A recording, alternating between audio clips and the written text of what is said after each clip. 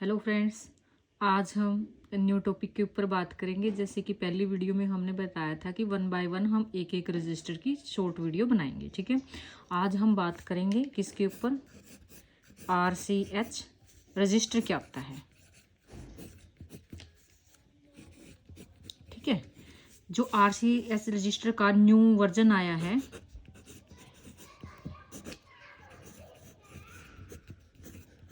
वो है 2.0, ये आपको पता होना चाहिए। ठीक है, और इसका डाटा किस चीज़ पे अपलोड होता है,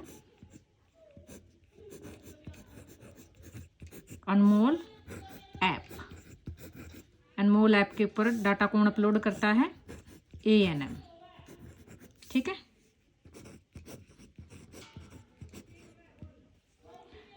अपलोड डाटा कौन करेगा, ANM। ठीक है, अभी हम बात करेंगे रजिस्टर को, दिखाएंगे आपको कि ये होता क्या है। ठीक है, जैसे ही हम जाएंगे तो सबसे पहले देखिए फ्रेंड्स, आपको एक ऐसा देखने को मिलेगा पेज, इस रजिस्टर का जो पहला पेज होता है, इसके अंदर आपको ये कॉलम मिलेंगे। सबसे पहला सीरीज नंबर, फिर है RCH ID, number of the women, यहाँ पे उसकी वोमेन की RCH ID भरी जाएगी। फिर नंबर ऑफ वो नेम ऑफ वोमेन का नेम आएगा, नेम ऑफ हस्बैंड आएगा, उसका कॉन्टैक्ट नंबर आएगा, उसका एड्रेस आएगा।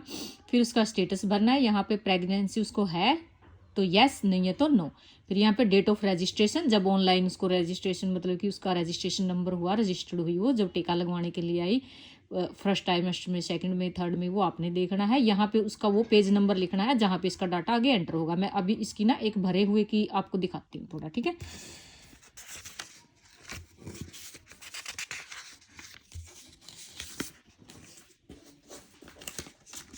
देखिए फ्रेंड्स, आपने डाटा इसके ऊपर ऐसे अपलोड करना है। यहाँ पे जैसे सीरीज नंबर RCH के जितने भी साल के कपल होंगे आप ये भरते जाएंगे। ठीक है, इसके बाद यहाँ पे उसकी रजिस्ट्रेशन ID लिखनी है। ठीक है, यहाँ पे उसका नेम होगा, यहाँ पे उसका हस्बैंड नेम भरना है, यहाँ पे उसका कॉन्टैक्ट भरना है, यहाँ पे जैसे वो डिस्ट्रिक्ट जींद से है, यहाँ पे वो एक्टिव है, यहाँ पे वो यस उसको प्रेगनेंसी है, यहाँ पे डेट ऑफ रजिस्ट्रेशन, और यहाँ पे कि उसका डाटा मिलेगा हमें पेज नंबर 4 के ऊपर। ठीक है, जैसे कि मैं अभी आपको दिखाती हूँ, यदि यहाँ पे 4 लिखा है तो हमें इसी रजिस्टर का हमें पेज नंबर 4 खोलेंगे। जैसे मैंने ये पेज नंबर 4 खोला तो मुझे इसी ही लेडीज़ का डाटा यहाँ पे पूरा का पूरा भरा हुआ मिल जाएगा, या मुझे इसी पेज पे इसका डाटा भरना है। अभी मैं दिखाती हूँ कि आपको ये डाटा भरना कैसे है। ठीक है, देखिए फ्रेंड्स, ऐसे आपके पास वो पेज नंबर निकल के आएगा। यहाँ पे आपने भरना है डिस्ट्रिक्ट नेम, यहाँ पे भरना है आपने अर्बन एरिया है, रूरल एरिया है वो है, यहाँ पे उसकी आपकी CHC PHC जो भी है उसका नेम है, यहाँ पे आपका HWC, और यहाँ पे HWC नेम। ठीक है, जैसे मैंने लिख दिया कि रतनगढ़ है, यहाँ पे आएगा उसका कि एरिया कौन से एरिया को कवर करता हो, कि रतनगढ़ को करता है। यहाँ पे ANM का नाम है, जैसे मैंने लिख दिया कि सुनीता है। यहाँ पे मैंने आशा वर्कर का नाम लिख दिया कि कमलेश है। फिर यहाँ पे इसमें आता है बेनिफिशियरी डिटेल 1 के अंदर हमने भरनी है, सेक्शन 1 के अंदर हमने भरना है बेनिफिशियरी की डिटेल, यानी कि प्रेग्नेंट वोमेन की। यहाँ पे आएगा उसकी RCH ID जो हमने रजिस्ट्रेशन किया था ना, उस टाइम बनती है ये। यहाँ पे उसका आधार नंबर आएगा। ठीक है, यहाँ पे हमने भरना है कि वो क्या कार्य करती है, यदि हाउस वाइफ है तो हाउस वाइफ लिखना है। यहाँ पे उसकी क्वालिफिकेशन, यहाँ पे उसकी करंट में एज अब कितनी है, और यहाँ पे जब उसकी शादी हुई तो वो एज कितनी है, ये मंथ में, डे में, ईयर में, ऐसे भरना है।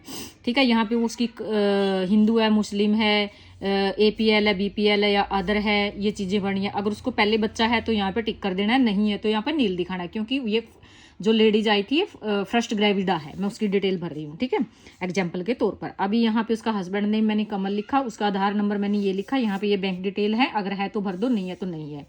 ऑक्यूपेशन उसका एग्रीकल्चर करता है, वही BA क्वालिफिकेशन है। ये उसका क्या है, डेट ऑफ बर्थ है, मैरिज के टाइम पे उसकी इतनी एज थी, और ये क्या उसका मोबाइल नंबर है, वही उनका लिखना है, APL है, BPL है। ये नंबर किसका है, वुमेन का सेल्फ है। ठीक है, यहाँ पे अब उसके यंग चाइल्ड की एज पूछी गई है, मेल फीमेल जो भी है। अब जब उसका बच्चा ही पहला है तो यंग चाइल्ड कहाँ से आएगा, तो इसलिए मैंने ये नहीं भरा।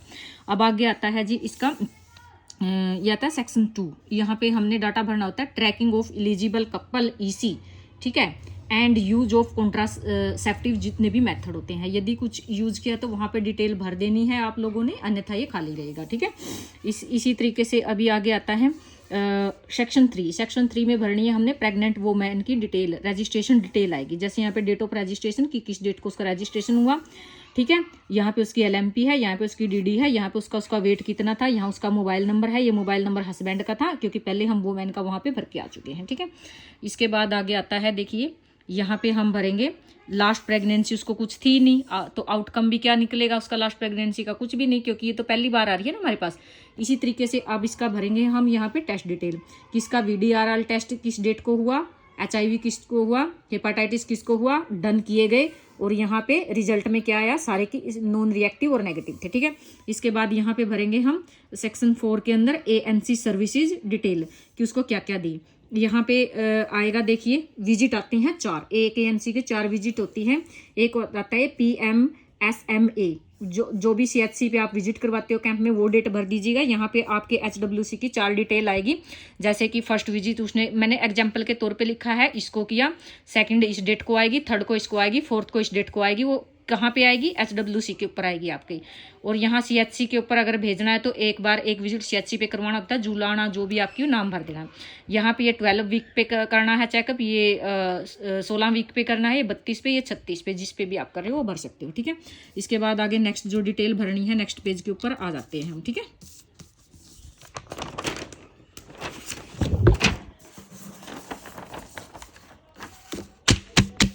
देखिए ये आता है आगे निकल के इस तरह से एक नेक्स्ट पेज है, ठीक है। यहाँ पे अबॉर्शन की डिटेल भरनी होती है, जब कोई अबॉर्शन हुआ ही नहीं तो हम ब्लैंक छोड़ेंगे। इसके बाद हमने यहाँ पे डिटेल भरनी होती है उसकी ANC सर्विसेज डिटेल, कि जब फर्स्ट विजिट किया उसका वेट कितना था, सेकंड पे कितना था, थर्ड पे कितना, फोर्थ पे कितना। इसी तरह से उसके विजिट के बाद आगे आता है जी यहाँ पे मिड आर्म सरकमफेरेंसेस, यदि ये किसी ने किया है तो भरो BMI निकालने के लिए, अन्यथा रहने दो। फिर ब्लड प्रेशर उसका फर्स्ट पे कितना, सेकंड पे, थर्ड कितना। इसी तरह से उसका हीमोग्लोबिन कितना था, ये भरना है। इसी तरह से उसका यूरिन टेस्ट किया, उसमें एल्ब्यूमिन प्रेजेंट था, शुगर प्रेजेंट था, नहीं तो नील थे, कुछ नहीं था, ठीक है। इसी तरह से जो टेस्ट नहीं करवाए उनको आप नील छोड़ सकते हो, ठीक है। ब्लड शुगर जो भी आपने किया वो लिख सकते हो। इसी तरह से उसकी TT की डोज किस डेट को लगी, जैसे इसको लगी नेक्स्ट मंथ इस डेट को लगी, ठीक है, वो भर देनी है। इसी तरह से जब उसको क्या करना, फोलिक एसिड 12 वीक्स तक उसको फोलिक एसिड देनी होती है, यानी कि मतलब अगर फैमिली प्लानिंग का वो लेके चल रहे हैं तो कंसीव करने से 3 मंथ पहले भी हमें फोलिक एसिड खिलानी होती है, लेकिन उसने 90 गोलियां ही खाई हैं अभी तक, इसलिए हमने बोला कि हमने तो इसको 90 ही खिलाई है, तो हमने ये भर दिया यहाँ पे, ठीक है। इसी तरह के तरीके से आगे हम बात करेंगे कि ये आ गया जी IFA कितनी है, वो शुरू हो जाती है 3 मंथ के बाद, ठीक है। तो 60 गोली दी हमने पहले, क्योंकि हमने उसकी BD की हुई है डोज, एक महीने में यदि 30 दिन है तो उसमें HB कम था, तो सुबह और शाम अगर वो करके लेगी तो BD डोज के अंदर उसको 60 गोलियां ही देनी पड़ेगी। इसी विजिट पे भी 60 दी, इस पे 60 दी, इस पे 60 दी। इसी तरीके से कैल्शियम की गोली है जो वो 30 दी, उसकी हमने OD डोज कर दी 30 करके, ये भी हमने इतनी दे दी। इसके बाद आगे आते थे 14 सप्ताह के ऊपर हमने अल्बेंडाजोल की एक डोज देनी होती है, यहाँ पे यस या नो में उसका आंसर देना होता है कि वो आपने दी या नहीं दी, ठीक है। इसके बाद आगे आती है जी यहाँ पे जो फंडल हाइट है उसकी लिखनी होती है कि 16 वीक पे चेक की, 32 पे की, 36 पे की, वो कितनी थी, वो सब कुछ आपने डिटेल में भरना होता है, मैं एग्जाम्पल के तौर पे बता रही हूँ। फिर उसके अंदर बच्चे की हार्ट बीट कितनी है जब आपने चेक किया, प्रेजेंटेशन कौन सी थी, बच्चे की मूवमेंट नॉर्मल थे, अब नॉर्मल थे, वो डिटेल भरनी होती है, ठीक है जी। इसके बाद आगे आता है हमारा यहाँ पे सेक्शन 5, यहाँ पे वोमेन की भरनी पड़ती है हमें डिलीवरी डिटेल। यहाँ पे जैसे कि उसकी डेट ऑफ डिलीवरी है, सबसे पहले ये हमने डेट ऑफ डिलीवरी भर दी, यहाँ पे टाइम भर दिया, डिलीवरी किस टाइम हुई, यहाँ पे डिलीवरी का मोड की नॉर्मल हुआ है, गवर्नमेंट हॉस्पिटल में हुई है, डिस्चार्ज डेट भरनी है, डिस्चार्ज डेट का टाइम भरना है, बाकी यहाँ पे कोई कॉम्प्लिकेशन है ही नहीं है, तो ये हमारा सारा का सारा नील जाएगा, ठीक है। इसी तरीके से यहाँ पे आ जाएगा जी आगे बच्चे की डिटेल भरनी है कि बच्चे की RCHID होगी, ये फुल टर्म पे हुआ था, मेल हुआ था, बेबी ने कराई भी किया था, कोई रेफर नहीं किया तो नो भरना है, 3 kg उसका वेट था, यहाँ पे बच्चे का बर्थ डेट है, ठीक है। इसी तरीके से उसको इसी डेट को ही OPV, BCG, hepatitis B, vitamin K के इंजेक्शन दिए गए। अब आगे आता है जी हमारा सेक्शन 6, यहाँ पे आती है postnatal care PNC services detail, जिनको बोलते हैं HBNC यानी कि होम बेस्ड न्यूबॉर्न केयर, ठीक है। इसके बाद इसके अंदर ये विजिट होते हैं हमारे बनाए हुए, टोटल विजिट कितने लिखे हुए इसके अंदर, 7 विजिट लिखे हुए हैं, देख लीजिए आप, ठीक है। अब 7 में से यदि 2 विजिट वो हॉस्पिटल में रहती है कि उसकी छुट्टी लेट हुई तो विजिट आगे 3 विजिट से आशा वर्कर स्टार्ट कर देती है करना। तो मैंने एग्जाम्पल के तौर पे ये डेट भरी है। अब फर्स्ट विजिट के वो गई, ठीक है, यानी कि 21/7 को गई, वो तीसरे विजिट से शुरू किया उसने करना। तो IFA टैबलेट कितनी दी उसने, पहले 30 दे के आई, फिर लास्ट विजिट पे 30 दी। इसी तरीके से उसने कैल्शियम गोली दी। इसी तरीके से उसने डिटेल भरी हुई है कि क्या उसको कोई indicate postpartum contraception method use किया था। नो, उसने कुछ नहीं यूज किया हुआ। तो भर सकते हो आप वही डिटेल। इसी तरीके से ये HBPNC की डिटेल हम इन्फेंट की भी भरेंगे। जब मदर को पूछने जाएगी तो साथ में बच्चे का भी तो चेकअप होगा ना, कि उसका पहले बेबी था, उसकी वही सेम जो मदर की, देखो ये डेट ऊपर भरी गई है, वही सेम यहाँ पे इन्फेंट की डेट आई है, ठीक है। यहाँ पे उसका जितने विजिट पे जितना kg वेट था उसका वो भरना है।